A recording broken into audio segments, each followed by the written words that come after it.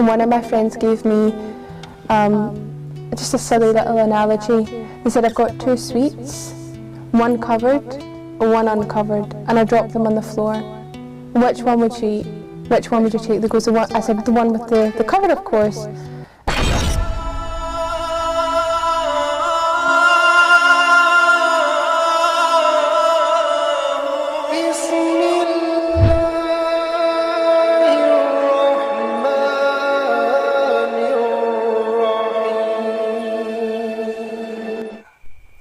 Assalamualaikum warahmatullahi wabarakatuh. Alhamdulillahillazi hadana lihaza wa ma kunna linahtadiya laula an hadanallah. Asyhadu an la ilaha illallah wa asyhadu anna Muhammadar Rasulullah. Selamat malam sahabat bintang mu'alaf yang dirahmati Allah. Mudah-mudahan kita semua selalu di dalam naungan, di dalam lindungan, di dalam hidayah, inayah dari Allah Subhanahu wa ta'ala.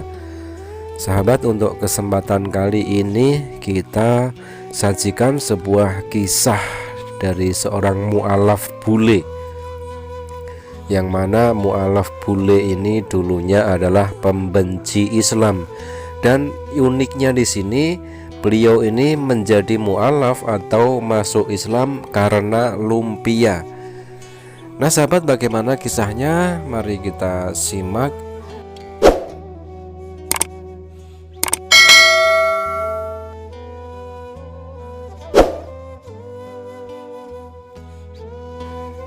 Perjuangan bule asal Skotlandia untuk menjadi mu'alaf dan memakai hijab rupanya sangat berliku sehingga dianggap buruk oleh ibunya. Uniknya perkenalannya dengan Islam dimulai saat ditawari lumpia oleh para sahabat. Maya Wallace menjadi seorang mu'alaf pada tahun 2009 silam. Gadis bule ini mulai mengenal Islam dari teman-teman kerjanya yang akhirnya mengantarkan dia untuk bersyahadat di masjid. Subhanallah, alhamdulillah. Aku pergi ke masjid dengan temanku dan aku mengucap syahadat dengan bercucuran air mata bahagia. Kami semua menangis. Jadi pada 2009 aku akhirnya kembali pada Islam. Nah sahabat, sebelum memegang teguh menjadi mu'alaf, Maya sempat tidak menyukai agama Islam. Di bangku SMA, Maya mengaku cukup lega saat tidak harus belajar agama Islam lantaran tidak menyukai agama tersebut. Bahkan ia merasa membenci Islam dan menilai Muslim hanyalah kaum penuh teror. Wow, sungguh sangat luar biasa sekali ketika itu.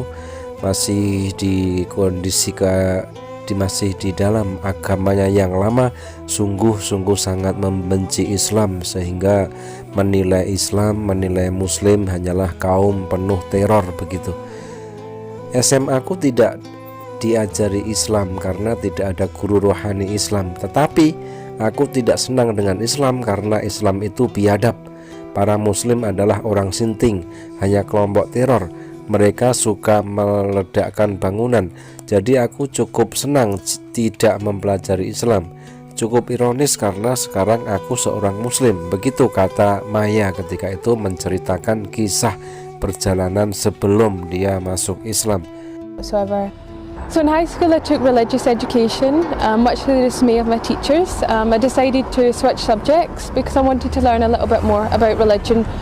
At this stage I had a desire to get some answers, not to adopt a religion, not to become Christian or a Sikh or Catholic. It was just to find the answers to these questions I had since I was a young girl. Now at school, I didn't get those answers. The religions that they taught, they didn't make any logical sense. And I thought, why would I have faith? This is from God, because surely God should be able to explain to me simply the answers. So my high school didn't teach Islam. At the time, it was quite superficial. They said that they couldn't teach Islam because they didn't have a religious education teacher who'd studied that religion. Either way, I was happy. To me, it wasn't a real religion, it was barbaric. The Muslims were crazy nutcases. They were just people that would terrorise innocent people. They would blow up buildings. So for me, I was glad. I didn't think that I would ever become Muslim, that I would ever entertain the idea of Islam. So it's quite ironic now. I am a Muslim.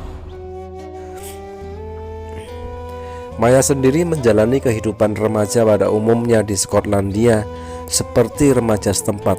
Maya bersosialisasi di klub-klub malam dan tidak segan minum alkohol. Namun di tahun 2005 menjadi perkenalan pertamanya dengan agama Islam. Jadi kisah hidupnya dulu itu dipenuhi dengan maksiat. Aku mulai bekerja sebagai call center. Mayoritas pegawai di sana adalah orang Pakistan dan mereka Muslim. Dan mereka tidak sinting, mereka tidak seperti yang aku bayangkan. Mereka jadi teman baikku. Disitulah aku merasa memiliki persahabatan sejati dan mereka sangat menyayangiku, kenang Maya ketika itu. Jadi apa yang dia anggap ke Islam adalah agama yang seperti yang dia katakan tadi. Ternyata setelah dia bekerja dan mempunyai teman dari kalangan Muslim, ternyata anggapannya keliru. Pada awalnya Maya dan teman-teman kantornya itu hanya menjalani pertemuan biasa. Namun Maya kerap memperhatikan kebiasaan teman-teman Muslim yang selalu melakukan segala hal dengan terhormat. Sikap itu yang membuat Maya mulai memandang beda pada Islam. Salah satu momen yang paling berkesan adalah saat bulan Ramadan. Mereka mau buka puasa bersama. Salah satu sahabatku, Sam Shaima, menyodorkan sekotak lumpia dan menawarkan padaku. Itu merupakan momen yang sangat berkesan bagiku, tutur Maya. Aku yang makan seharian bahkan mungkin tak sadar telah minum air atau lainnya di hadapan mereka, malah ditawari makanan dan diajak buka bersama. Itu momen berkesan. Setelah itu aku sangat penasaran. Maya pun mulai bertanya banyak hal soal Islam dan sikap agama Islam terhadap penganutnya. Menurutnya sikap temannya yang menawari lumpia itu membuatnya merasa sangat dihormati dan membuat ia berpikir bahwa kebaikan ini adalah bagian dari Islam. Rentetan pertanyaan dengan sigap dijawab oleh teman-temannya. Namun berbeda dari sikap penganut agama lain, Maya selalu mendengar jawaban dari pertanyaannya berdasarkan dalil, baik itu hadis, Quran, dan sunnah di Islam, serta tidak pernah ada kalimat penekanan yang memaksa.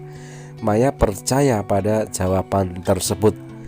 Nah, itulah indahnya Islam ya, di dalam berdakwah, di dalam mensyiarkan Islam, sangat berpegang teguh kepada prinsip dasar di dalam menyebarkan agama Islam, yaitu dengan tidak ada paksaan, la ikraha fiddin. Jadi itulah yang membuat Maya menjadi terkesan. Mereka katakan, ini yang Quran katakan, sunnahnya begini, ini dinyatakan di hadis. Mereka menjawab semua berdasarkan dalil. Mereka tidak pernah katakan pokoknya percaya saja, cukup imani saja. Mereka tidak katakan itu dan memberi jawaban tepat. Jika mereka tidak mengetahuinya, mereka akan mencari tahu atau dengan rendah hati bilang tidak tahu, jelasnya. I just became a normal Scottish teenager. I done what you would expect of any sort of British teenager. I went out clubbing, I drank alcohol. And where my journey into Islam began was in 2005, I started working in a call centre. And in that call centre it was predominantly Pakistani people that were in there that were Muslims. And they were not crazy. They were not anything that I had imagined that the media had portrayed. And in actual fact, they became my best friends. And this is the first time I felt I had real, true friendship, where these people really cared for me, I really cared for them. Initially it was just, I was interacting with them and we would just do normal things, go to the cinema, we would go out for meals. But one thing that stood out to me was the fact that what they done was very respectful. They had a lot of respect for themselves. So slowly, it was just their behaviours, their mannerisms that introduced me to Islam. One of the most profound moments for me was actually during Ramadan. A group of friends that I'd mentioned earlier, they were fasting and they were about to open their fast. And Saima, she actually handed me a box of spring rolls that her mother had made, and she offered them to me if I wanted some. And to me that was just such a profound moment. You know, here I am having eaten all day, probably not even realising, you know, drinking in front of them, having water or something, and they're offering me food. They're breaking their fast with me. And that was a really profound moment for me. So something happened in that moment. I became curious. What are these Muslims doing? They're starving themselves and giving their food away to me. Like, who am I? Why are they doing this? And then I started having questions. You know, what is Islam? Why are they Muslim? You know, are these kind attributes that they have, their upbringing? Is it just these specific people? Is it part of Islam? What is it? And so I started to ask them questions. I started to inquire, be inquisitive. And something that really shook me is that they weren't proud. Well, I think this, or I feel this, or I know that. They said, this is what the Quran says, this is what the Sunnah says, this is what the Hadith says. They had proof for everything. And never at any point did they say to me, just believe, just have faith, we know this is the truth. They didn't tell me that, they gave me the answers, and when they didn't know the answers, they would go and find out, and they would be humble enough to admit, I don't know, I can't answer that, I can't tell you. Jadi di sini aku berdiri di hadapan Islam dan ia adalah kebenaran. Aku tak bisa menyangkal bahwa Islam merupakan kebenaran, namun aku belum siap menjadi seorang Muslim, tegasnya ketika itu. Akan tetapi Maya merasa sekedar mempelajari Islam belum cukup untuk dirinya mengenal Sang Pencipta. Terlebih, ia meyakini bahwa Islam adalah jalan hidup yang sudah seharusnya ia jadikan sebagai jati diri. Perasaan ragu masih ada di benak Maya ketika itu, dan hal itu adalah wajar. Sehingga Maya mulai menjalani komitmen dengan menjalani masa percobaan. Aku berencana melakukan percobaan guna mengetahui apakah aku mampu untuk menjalankan apa yang diwajibkan oleh Islam padaku. Diawali dengan hal yang mudah kulakukan, seperti berhenti mengkonsumsi daging yang diharamkan. Karena aku seorang vegetarian, itu tidak terlalu sulit bagiku. Kemudian berhenti minum alkohol, lalu berhenti mengunjungi klub malam yang merupakan bagian penting dari kehidupan sosialku.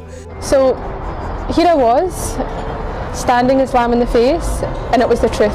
I couldn't deny it was the truth, but I wasn't ready to accept being a Muslim. But in learning about Islam, I realised that believing is not enough. Islam is a way of life. They've got their own economical, political, social, legal system. If I was to become a Muslim, if I was to adopt that identity, everything I'd ever known would have to change. But I didn't know if I could commit to being Muslim. I didn't know if I could commit to what Islam required from me. So I had what I would call a trial period. And I was going to try and see if I could do what Islam required of me. So initially it was simple things for me, like stopping eating haram meat. Being a vegetarian previously, that wasn't so hard for me. Then it was stopping drinking alcohol. Then it was stopping going out to nightclubs, which was a large part of my social life.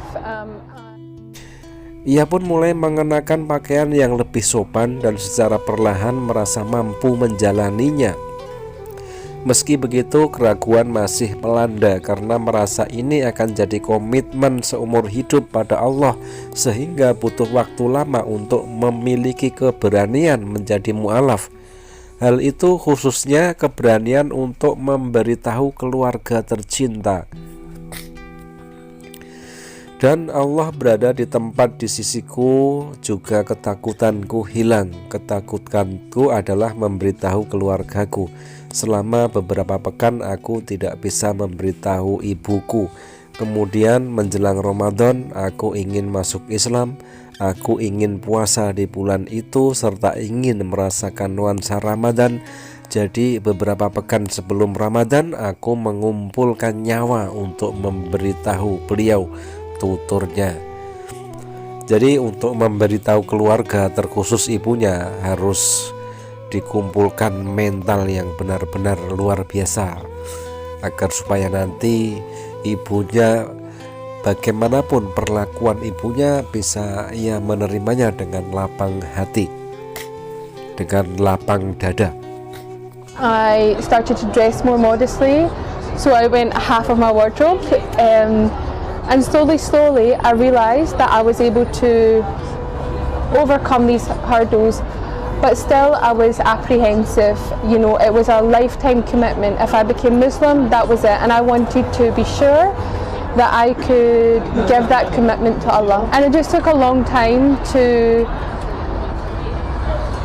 get that courage, to take that leap, to know that I was doing the right thing and that Allah would see right by me and that my fears would melt away. And my fear mainly was telling my family, how will my mum cope, my brother, my aunt and my uncle, they're not religious, my grandfather. So every Sunday my mum would collect me from work and drive me home, and every Sunday I would try and muster up the courage, and before I knew it we were home and I didn't say anything.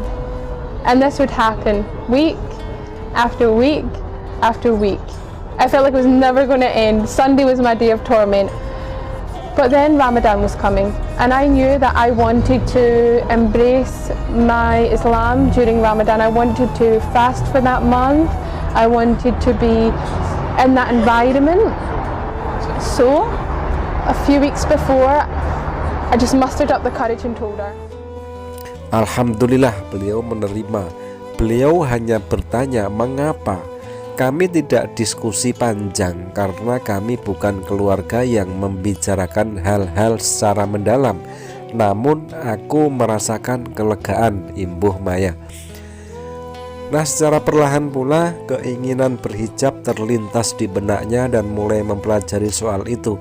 Pada awalnya Maya belum memahami konsep Islam dan apa keperluan hijab bagi muslimah.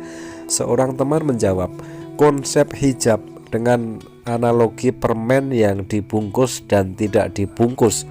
Perlahan tapi pasti Maya memahami konsep hijab. Ini bukanlah sesuatu yang diajarkan padaku selama ini, bahwa ini yang apa diinginkan kaum laki-laki, namun ini adalah apa yang Allah inginkan. Ini merupakan perlindungan dan pengaman kami. Aku tak mau pergi keluar rumah tanpa hijab. Menurutku aku mulai mencintai hijab, ujar Maya. Dan mirisnya ketika Maya memberitahu sang ibu, ia mendapat cemooh dengan tangisan ibu di hadapannya. Melihat ibunya menangis karena ia memakai hijab membuat Maya merasa sakit. Terlebih sang ibu menyebut bahwa hijab hanyalah bentuk penindasan pada perempuan. Maya memilih diam karena meski ia sudah memahami konsep hijab, Maya belum mampu mengutarakannya secara jelas dan detail. Hal itulah yang akhirnya membulatkan tekad Maya untuk memakai hijab dan keluar dari rumah.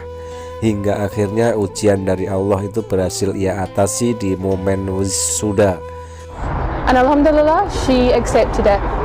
She just questioned why, but we didn't have a long discussion. We're not a family for having in-depth conversations, but I told her, and the relief, it just washed over me. It made me feel silly. I've been worrying all this time, and it went really well. I went with my friends, some of my very good friends, and we went to Glasgow Central Mosque, and I took my Shahada through tears of joy. We were all crying, it was so emotional, and it was an experience that I wasn't expecting. And so in 2009 I finally reverted to Islam. For a long time, I thought, I don't want to cover. My hair is so beautiful. I don't want it to go away. But slowly, I started to educate myself. I started to learn a lot more about what hijab is, what is the purpose of it. And one of my friends gave me just a silly little analogy. They said, I've got 2 sweets, one covered, one uncovered, and I dropped them on the floor. Which one would you eat? Which one would you take? They goes, I said, the one with the cover, of course. And they said, well, that's how we view our women in Islam. They are the most precious thing to us. Of course we would want them to be covered. And this is not something that I was being told is what men want, but this is what Allah wants. This is our protection. This is our safety. And I didn't want to go out without it. For me, I loved hijab by this point. I'd found a love for hijab, I'd found a love for covering. I understood the reasons behind it, and I wanted to fulfill that obligation to Allah. But I was scared to tell my mum. So I was standing in the kitchen and I was ironing my hijab, and I tell her I'll wear hijab now. And she got very angry and she was crying. And it was so painful for me, and she's saying this is oppression. And at this point I'm not eloquent, I can't explain to her. I have the knowledge, but to give it to her, I don't know where to start, I don't know the right place. Allah will never give you a test that you cannot bear. There will never be something in your life that you cannot overcome. It is there for a reason. And I put it on, and I left the house. And my end point with my wider family came when it was my graduation, and my mother and my aunt and my uncle came, and I was hiding from them. I was in my graduation gown. I was wearing this big black graduation cloak and a black hijab, and I was all black, and I was nervous. I was so nervous. And it was about to begin, so I said, okay, we need to take our seats now, but I'll see you afterwards. I just wanted to get it over and done with. I thought, look, when they see me walk across the stage, they'll see the hijab, maybe they'll talk about it, and then I won't need to be there when she sees it for the first time. I won't see that initial moment. And alhamdulillah, that's what happened. It was too late for them to come and greet me before, so I went upstage, I accepted my award, and I came down. And I could see in their faces that they had some apprehension, they were shocked, but they accepted it. Akhir dari perseteruanku dengan keluarga saat wisuda, semua ada di sana dan aku sembunyi karena memakai hijab. Ada keterkejutan dan prihatin di wajah mereka, tetapi tersirat penerimaan. Saat itulah aku tahu bahwa melalui semua ujian itu akan ada cahaya di ujung terowongan. Subhanallah, jadi ketika momennya sangat tepat sekali ketika Maya wisuda mengenakan hijab. I put it on, and I left the house. And my end point with my wider family came when it was my graduation, and my mother and my aunt and my uncle came, and I was hiding from them. I was in my graduation gown. I was wearing this big black graduation cloak and a black hijab, and I was all black. And I was nervous. I was so nervous. And it was about to begin, so I said, okay, we need to take our seats now, but I'll see you afterwards. I just wanted to get it over and done with. I thought, look, when they see me walk across the stage, they'll see the hijab, maybe they'll talk about it, and then I won't need to be there when she sees it for the first time. I won't see that initial moment. And alhamdulillah, that's what happened. It was too late for them to come and greet me before, so I went upstage, I accepted my award, and I came down. And I could see in their faces that they had some apprehension, they were shocked, but they accepted it. My grandfather's not a man of many words, so when I went to see him, he'd been informed, I believe, by my family that I was Muslim and that I covered. and we've never spoken about it, me and my grandfather. And what he done, he says to me, all of your grandmother's scarves are upstairs in the bottom drawer, and I've looked them all out, and they're all there for you, you know, for your. And he wouldn't say anything, he just went, for your.